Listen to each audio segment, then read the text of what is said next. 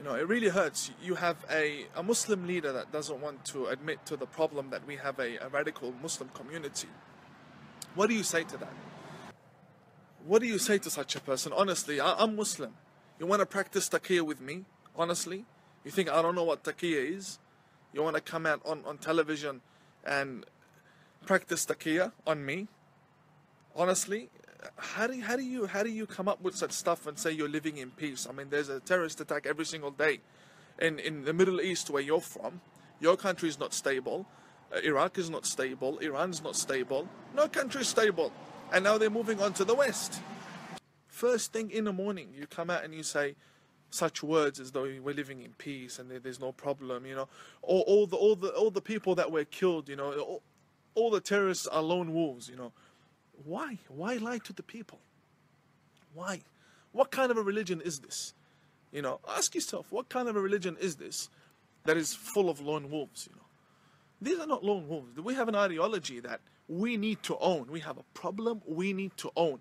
We can't come out and say, put the blame on other people. You know, you can't come out and say, put the blame on the government. No, this is our problem. We need to deal with it. And just be men. That's all I'm asking. Be men. You know, you've been getting away with lying to the people. You know, all of these Muslim leaders. Perhaps you guys have been getting away with lying all these years. You can get away with taqiyya all these years, but you're talking to a Muslim scholar. How can you practice taqiyya on me? I'm going to catch you red-handed. I'm going to expose you. I'm not going to let anyone come out and you know, just put the finger at the government. You know, it's your fault. These are lone wolves. You should have better counter-terrorism programs. No. We have a big problem in our religion. Biggest truck ever. We have a big problem in our religion. We have a serious problem. We infested with radicals. Infested with radicals. You know, the police force know this very well. Police force know this very well. Which country on earth has the amount of people under watch like we do?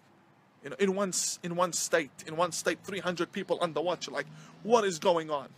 300 people in one state. All of them could possibly undertake an attack at any time. Potential terrorists. In one state. Come on, these people live half an hour, 1 hour, 2 hours away from you and your children. And you're telling me there is no problem? The left want to silence me. Why would you want to silence me for protecting your children? I'm protecting the future of your children and you're trying to silence me. I'm protecting the blood of your family, you know, from being shed and you're trying to silence me. I don't know. You know, yeah, no, Islam is a beautiful religion and there's no problem at all. And, you know, get to know the terrorist. Get to know the terrorist, you know. Learn about their culture. Learn about the culture of the terrorist, you know. Don't judge them. Don't judge them. Get to know them. Love them. Go have a coffee with them, yeah. Understand where they're coming from. You got to understand why they want to kill you. You know, that's left mentality. That's the mentality of the left. Get to know them. The person's trying to blow you up and you want to shake his hand. You know, and it's a shame because you're 100% Aussie, red blood Aussie to the bone. And I came here to Australia on a family sponsorship visa. And I'm here standing up for this country more than you. You should be ashamed of yourself.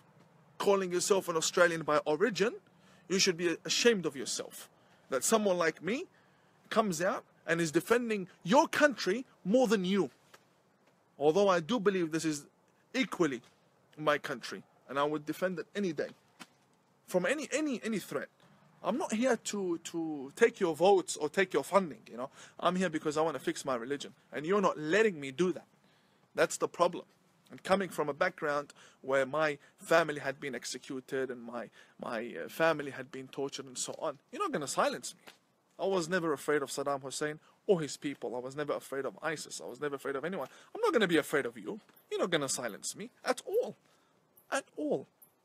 Especially when the matter comes to defending Australia and defending this country.